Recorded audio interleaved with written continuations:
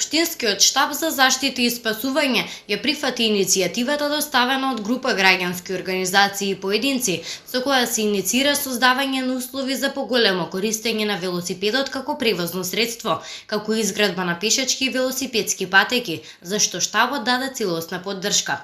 Се надеваме на добра соработка со Министерството за внатрешни работи, сектор за сообраќај, изјави на вчерашната пресконференција градоначалникот на општина Велес Аце Коцевски. Јас ја покренам иницијатива до Министерството за транспорт и врски и за внатрешни работи, до Министерството и преку ЗЕЛСИ директно, за да почнеме со постапка за измени и дополнување на Законот за безбедност на сообраќајот на патиштата, за поинакво регулирање на статусот на велосипедистите во сообраќајот.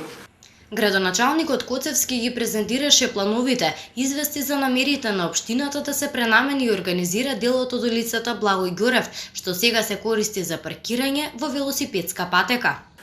Планираме да ја срушиме зградата на диспанзерот, ја закочивме таа постапка заради распишувањето на изборите, за таму да може да направиме времено паркирање.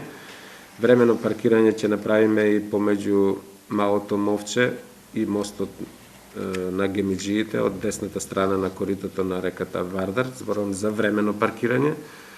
Планираме да го уредиме и паркингот од спортивната страна на влезот на фабриката Брако. Коцевски извести дека очекуваме да стигне согласноста за измена на деталниот урбанистички план за пазарот, за да можеме да отпочнеме постапка за проектирање и изградба на првата катна гаража во Велес, во близина на автобуската станица.